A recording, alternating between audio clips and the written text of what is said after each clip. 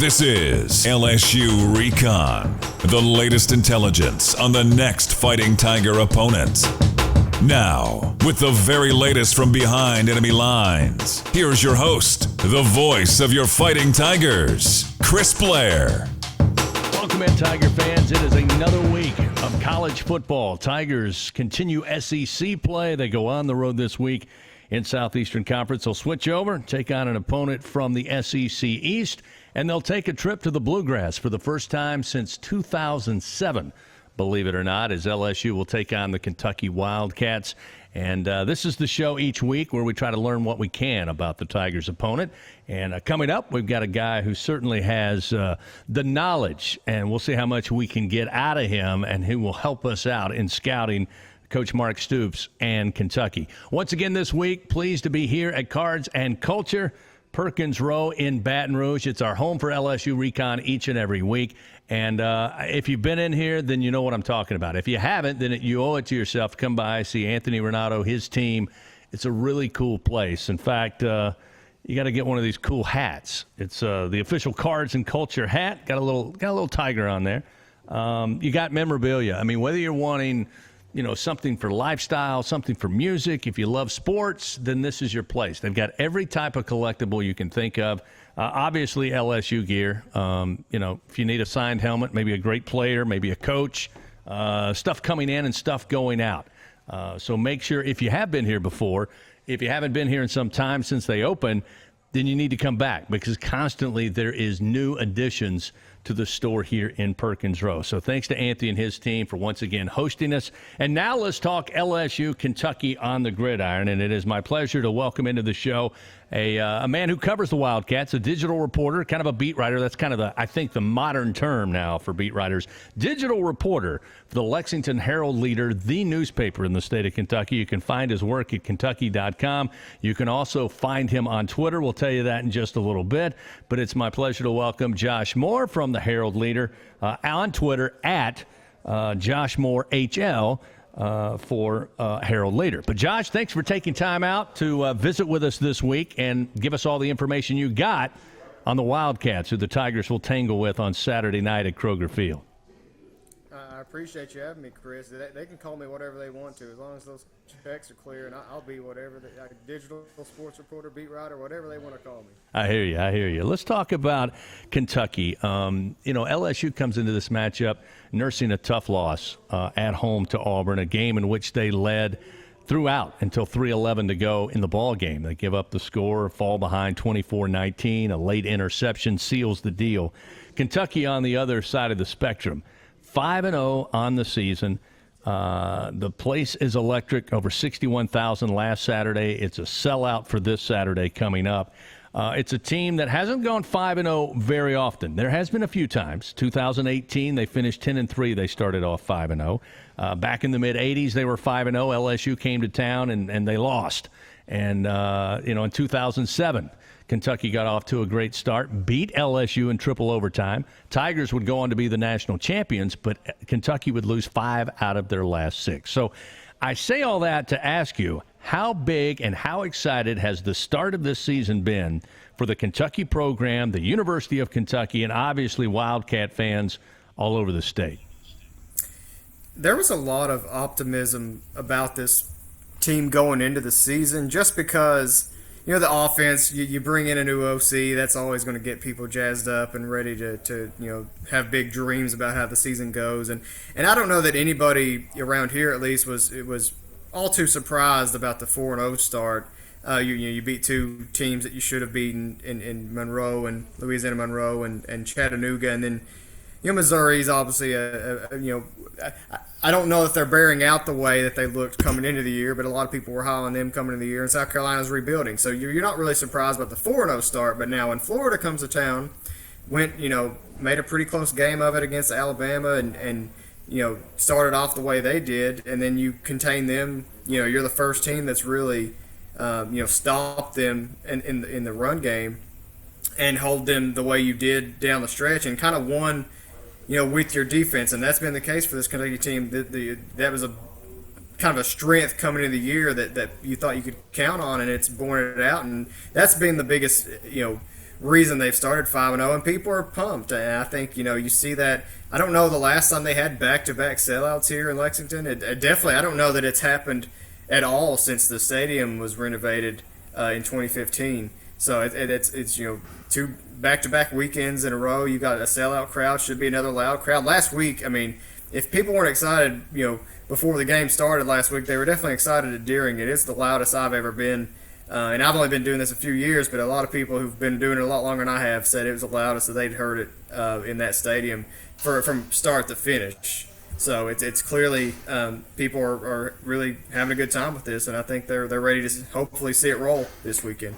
Josh, full disclosure, I actually ruffled a few feathers of Kentucky fans earlier in the week during the Coach O press conference. I grew up in the Commonwealth of Kentucky. Was born in Pikeville, grew up in Knott County, Hyman, the county seat, before leaving in high school. But anyway, I'd been to games as a very young man when Frank Kersey was coaching. Several games when Jerry Claiborne had some up and down success with the Wildcats. Also was there during the How Mummy years at Commonwealth Stadium, and even Rich Brooks. I've taken in games there. It's always been a fan base that will get behind their team. However, when they have a team like this, it really, I was trying to let LSU fans know that, yes, it's not 96,000. It's not 110,000. It's 61,000, but the way that stadium is built, along with the renovations, the sound system, the video board prompts, it is a very hostile environment. Now, Kentucky fans thought I was sliding their football program, but let's face it, Kentucky's king, and I don't care what the football team does this year. Basketball will always be king in that state. But it really is an interesting look at how Mark Stoops has built this program. You and I both know, following sports, whether it be high school, college, or pro, everybody wants a winner now. And I think Coach Stoops, in this day and age, kind of stands out as an outlier when you look at how he's been given the time to build the program brick by brick. And I think one of the big pieces, and you tell me if I'm wrong, he was able to tap into the Midwest. Very difficult to go to Georgia. He's got a few on the team, don't get me wrong. You got to go battle with Florida. You got to battle in Alabama. You got to battle in the SEC footprint. But it looks like Mark Stoops said, you know what, we'll go after those, but we're also going to battle Big Ten country. And I think that's paid dividends. And now that he's got a quarterback that's a true quarterback, that offensive and defensive front, I mean, that's where I think the recruiting has paid dividends. Your thoughts on how he's built this team? Oh, yeah, you're absolutely right, Chris. You see, the recruiting is at a level that it was just never been at. Since the modern era, go back to 2002, 2003, whenever all the these recruiting services kind of started becoming a thing, and all the star ratings and that kind of stuff. Kentucky's never, pre-Stoops, I think the best class they'd ever had finish in those like rankings was like 45th or something, and they're consistently now a top 30, top 35. They've had several top 25 classes under Stoops, and that, yeah, if you're an LSU fan listening, it's like, okay, whatever, we're top 10, top 15, but for Kentucky, that's another level. That's quite and that was the difference, right, between Kentucky being a team that was for maybe a good year you go to a bowl game, maybe maybe in some cases a good year you win 4 games, and the difference just between that and what they are now, which is a team that could consistently go to bowl games, could consistently challenge teams that pound for pound might have more talent than them. Especially at the skill positions, because it's still kind of hard for them to get those guys out of Florida and Georgia and Alabama, a lot of these places where, Louisiana, places where you just see a lot of that kind of talent come out. But they're starting to inch their way into some of those areas, and they've really buttered their bread with those guys from Ohio, Michigan, the other like Pennsylvania, New Jersey, even they've snuck a few guys out of there. Kind of places that you think of for Big Ten country, and that's what Mark Stoops' mindset is. He's from he grew up watching the Big Ten. He's from Youngstown, Ohio, a guy that and you take that pitch, and it was just I don't know if there were anyone who ever coached Kentucky thought about it that way, but Kentucky is the closest SEC school to a lot of those, major Midwestern cities. So if you want to be a player who you want to come, Kentucky's not the warmest state. It's not, it's not Florida. It's not got the tradition. But if you want to play close to home but still be in the SEC, Kentucky's the place you need to come, and that's really resonated with a lot of guys. And now since they've done it, and so many of those guys have come here and succeeded and gotten drafted. And that's the biggest piece, right? These guys want to see guys go to the NFL and have their names called and do well. And Kentucky's had a lot of success, not just putting guys in the NFL, but those guys going up there and playing well. So I think that's been the biggest piece too, is just recruiting and developing those guys. Josh Moore from the Lexington Hearld Leader. You can find his work at Kentucky.com, as well as Josh Moore HL on Twitter at Josh Moore HL.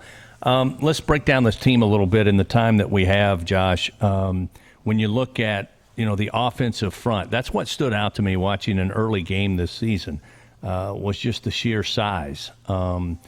Again, how effective have they been? How veteran are you? I know this team is filled with super seniors that took advantage of the NCAA additional year all across the depth chart. But up front offensively, what's the strength of that offensive line, and how much has Mark Stoops and new offensive coordinator Liam Cohen leaned on those guys to kind of lead the way? Oh, they've leaned on him a lot because so you started with Darian Kennard at right tackle. He's a guy, an All-American at that position last year as a junior. He comes back for his senior year.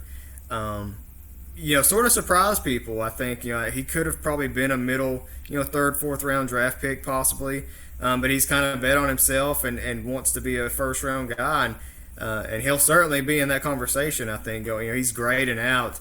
I mean, with Pro Football Focus, he seems like he's grading out every week as like the highest rated right tackle, or one of them every week now. Dare Rosenthal came from your neck of the woods down there. He's kind of I think had some growing pains there at left tackle for Kentucky, but he's coming along, and I think he's not really shown his full potential, but he's been a very valuable addition for them as a transfer. And also on the inside, you got Kenneth Horsey, he has a great story. Guy that had open heart surgery before he came to Kentucky, didn't play his first year, and he's kind of backed up, played that role for a bit. For a year or two, and now starting his second straight season there. Also a senior. Eli Cox, the sophomore, who he's kind of the new guy up front, but he's played. You wouldn't know it the way he's played. He's really strong there at right guard, and kind of bought into. He's kind of watched these guys that have come through the program, and it's sort of taken to their tutorship and just kind of bought into the whole thing. And then it all kind of rounds out. The key thing I think that's made it all work. One Kennard, I think he's the biggest piece, but Luke Fortner, a guy who started, he was the guy who was starting at right guard before Cox was, but he decides to come back and becomes their center, and that was the biggest question mark going into this year was Drake Jackson had just been a mastermind at that position for 4 years. And there wasn't like a clear answer on the roster, and Fortner's he's got the size and just he's clearly taken to that really well, and he's kind of went from a guy that probably would have been a 6th, 7th round, maybe a practice squad pickup, and he's got a real good chance, I think, of being a surprise, one of these guys, the first few guys drafted from Kentucky this year now. Again, Josh Moore, our guest this week on LSU Recon. And Josh, when I think about Kentucky and what Mark Stoops has done the last couple of years, it seems like the offensive line's gotten bigger. They've always had really good running backs, the kind of backs that, can make big plays and hit home runs for you. They usually always have a receiver or two that can stretch the field. And I've been amazed at how they've been able to kind of, make a quarterback out of a maybe not prototypical quarterback. And so coming into this year, the buzz obviously was, all right, Will Levis coming in from Penn State, he is a prototypical quarterback. How will he fit in with this offense? And it probably worked well for him that Liam Cohen was coming in. So he's new, some new wrinkles offensively, and you get a quarterback coming in from Happy Valley who gets a fresh start. But he really has, I think, been that missing ingredient that probably is the difference so far in the first 5 weeks of the season. What's been interesting about Levis is his play hasn't necessarily been exemplary. He's not a guy that has gone out there and necessarily he's not the reason UK has won really any of these games. I think you could say, I don't know if you would put that on him that he's been the reason they've won any of these games, but he's been very steady as far as I think his decision making is really good. The play, sometimes he misses guys, and sometimes there's just things that definitely don't need to be happening. But I think his decision making's been really good. The threat of the deep ball, he's got a rocket launcher on his arm. It's just there's not a guy. I don't know. Jared, you probably have to go back to Jared Lorenzen to find a guy who throws it as hard and as effortlessly as he does in a Kentucky uniform. And then, just his leadership. He's very Kentucky's had really good play. Like you mentioned, making something out of nothing. The guy I most compare Levis to is Lynn Bowden. Even though it sounds weird because he was they're so different players. It's not funny how it's night and day how different they are. But the gravitas around Bowden that year when he got turned into a Wildcat quarterback is very similar with Levis. He's kind of a guy that he seems to really have rapport with all his receivers. All the guys around him seem to speak really highly of him, and so you get the impression if he can kind of put it all together and translate some of the stuff that's happening in practice that at least we're told happens in practice. We don't get to watch practices around here, but that it will look really good once it clicks in a game. And I'm sure they would love for this weekend to be the first time that really happens, because it's really since that opener, Kentucky on offense is sort of, I won't say struggled because they've moved the ball pretty well, but there's just been it's just been kind of like flashes here and there. They haven't really been like a consistent team that's just been able to move it the way that I think they can. Yeah, again, Levis struggled a little bit offensively last week against Florida. Got some big play out of the special teams, including that 75-yard touchdown. But again, winning at home, the excitement continues to build for Kentucky. It's funny when you look at the SEC stats and you see that the leading rusher in the Southeastern Conference is a man by the name of Christopher Rodriguez from the University of Kentucky. Tell us how they use him in the running game. What's his biggest strengths? What does LSU have to look out for when it comes to the Wildcat running back? Rodriguez is just a bull, man. He just it's funny. When I first started covering Kentucky a few years ago, I had somebody email me, and they said, Chris Rodriguez he's better than Benny Snell. And I thought, okay, hold your horses. I think Chris Rodriguez is better than Benny Snell. Just as far as just how hard he runs and what he's just so hard to bring down. Like that. That's the biggest strength. Whether it's up the middle or he's shown like in the zone he's been able to acclimate to that gap too. It's just it takes 3 or 4 guys often to bring him down. And I think that's what makes him a difference maker, for a team that has these linemen that have gotten really used to run blocking the last few years. They know how to block for a guy like that, and he's opened things up. He's shown some ability to catch the ball out of the backfield more than he has in the past few years too, and that's something they've been really stressed. I think for Kentucky, part of getting their passing game going has just been the fact that Wan'Dale Robinson's really been the only guy that can get open a lot of the times. But the running backs, there's stuff there with the running backs. I think that's kind of the piece that they're sort of trying to work on a lot, is to get those guys more involved. And Rodriguez is certainly can make plays that way too.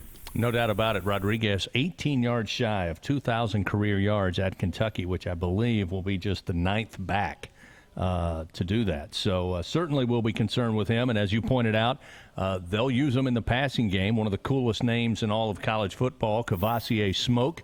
We'll see him in action at running back, but he also has the ability to catch passes. You mentioned Wan'Dale Robinson. Going into last week, Wan'Dale was the leading receiver in the SEC. Now he's dropped all the way down to third in the league after last week. But, again, what type of receiver are we going to see? A guy that will test you down the field? Is he a guy that will take the intermediate pass and make some moves, break a tackle and make it big? What's the biggest concern for LSU's secondary with not only Wan'Dale Robinson but the rest of the receiving corps? He's a guy. He's definitely what has surprised me is he has been a burner this year. Like he has been able to beat guys. And I don't know that was something we were expecting to see from him here at Kentucky. But I think a lot of that's because he didn't really get to show that at Nebraska a lot. And that was a big impetus for him transferring from Nebraska was, he was using the backfield. They kind of use him as a gadget-type guy a lot. And he wanted to kind of show that he's a real receiver. And he's backed that up in a Kentucky uniform. But, yeah, I mean, I think the biggest thing with Robinson, again, he kind of fits this team. It's fitting that, a team that has a physical, just an intimidating offensive line, a physical, going to beat you up running back, that its best receiver is also a guy who's physical and is really hard to bring down. He's a little dude. He's only 5'10", I think maybe 185, 190. I might be underselling that a little bit. I don't recall right off what he weighs, but he plays like a dude who's 240, 6'4". I mean, he's really hard to bring down. He was breaking. I think there's been at least 3 touchdowns he's scored that he ended up breaking, just either knocking a guy off or breaking, just getting out of a shoestring or something. It's been fun watching him play because it's been, Kentucky's, fans with Stoops at the helm have gotten really used to watching guys, really good running backs, and watching offenses really do a lot of things with those guys. But it's been a little while since we've had a receiver like Wan'Dale Robinson around here, and I think he's he grew up in Frankfort, 25 miles away from Lexington. Originally committed to Kentucky and ended up signing with Nebraska instead in the early signing period that year. But people are very happy to have him back home. Yeah, Wan'Dale Robinson started the season 3 straight 100-yard receiving games. You mentioned it's been a while since you've had that type of receiver. He's the first Kentucky receiver to do that since Derek Abney. And even LSU fans will certainly remember the career of Abney at the University of Kentucky. Josh Moore, nice enough to join us this week on LSU Recon. We're hanging out here at Cards and Culture, which, by the way, I just saw when I came in a few moments ago. Naz Reid, former Tiger, making a name, obviously, in the NBA. They've got some signed shoes from Naz Reid in here. So, again, they got all types of collectibles. So I invite you to come in, and we're here every Thursday around lunchtime, or Wednesday, I should say, on lunchtime. So pop in. Maybe you can help me come up with some questions.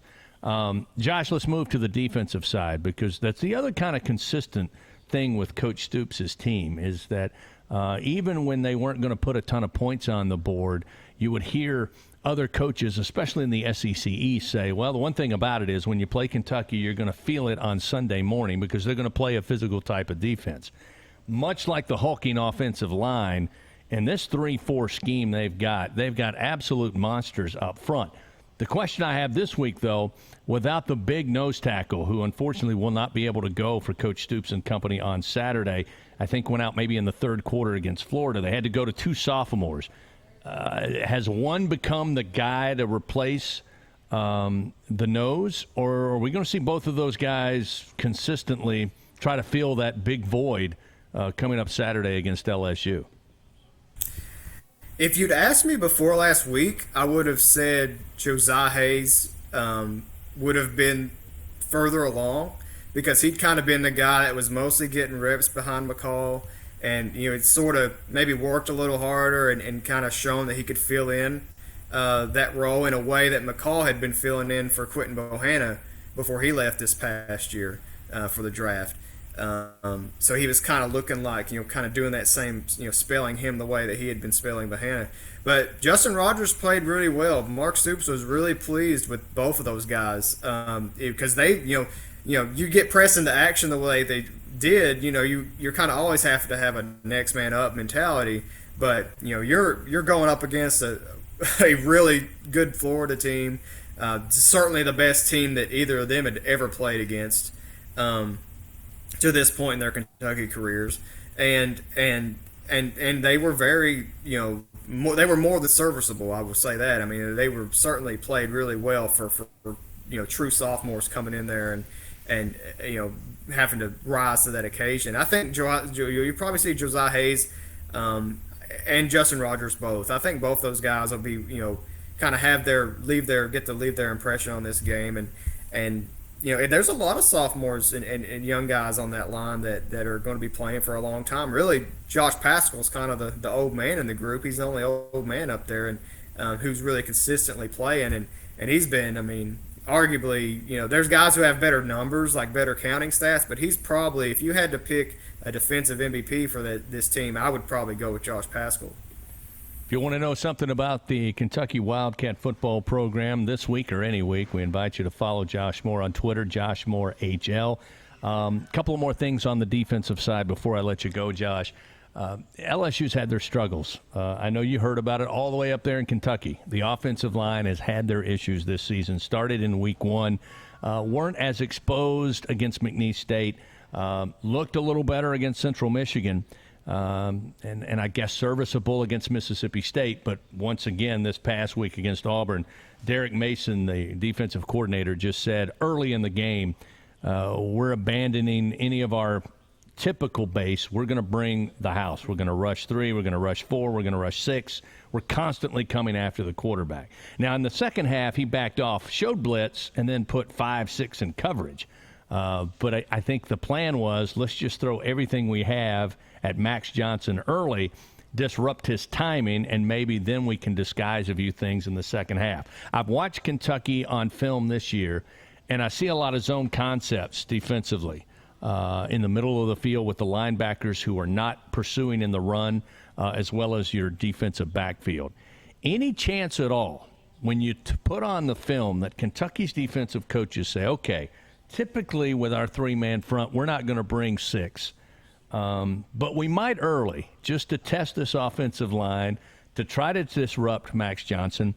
Or are they not confident enough to put their corners and safeties one-on-one on an island against LSU's very talented wide receiver group? What do you think we're going to see them throw at LSU early on the back end of that Kentucky defense? I would expect the latter, the way you described it as the latter, because Kentucky's, especially their corners in particular, if they started out kind of bad, I won't say bad, but they started out, they were losing a lot of one-on-ones. And I won't say, they've improved, but I don't know if they've improved to the point that that's something that Kentucky would be comfortable doing a lot. And they don't really, they typically don't like to, this group doesn't seem like they like to get out of what, their base is, at least early on a lot of the time. Now against Florida, I mean, they started getting a little bit more, they started doing that a little bit more against Jones, but I think yeah, you're going to be seeing a lot of zone and a lot of this, because those dudes, some of those dudes, it'll be again another situation where they're seeing some of the best talent they've seen on the edges there, and so that's going to be it'll be a trying test again in Kentucky, because they have, I think their secondary is, there are talented players in there, but it's certainly the strengths of this defense. I think maybe the secondary, its depth is its strength, but the raw talent, more is in your front 7 there. Last thing I have on the defense, Kayshon Boutte, one of the top receivers, not only in the SEC but in the country, and the stats back it up. You got to believe they're going to be targeting him as much as possible on Saturday night. Is there one corner you feel like the Kentucky coaching staff says, okay, they're going to try to move Kayshon outside, they put him in the slot a lot to try to get a mismatch? Is there one corner that you would say, this is the guy we got to try and at least keep up with Kayshon Boutte and know where he is at all times on the field? Oh goodness. I mean, athletically, the guy that you'd like to see rise to the occasion is Carrington Valentine. He's a sophomore. But as far as pure talent, he's a guy that is probably going to get that matchup, and I would think he's the guy that LSU would want to be going after too, because that's been the case. I mean, that's not a secret. He's been the guy that most teams have been trying to attack, because he's the youngest guy out there, and because the rest, I mean, every other defensive starter for this team is a senior. Well, not this, with McCall out, that won't be the case, but prior to this prior to this week, every starter was a senior except Valentine. So he'll certainly get his brunt. Now I think Cedric Dort gets a little undervalued.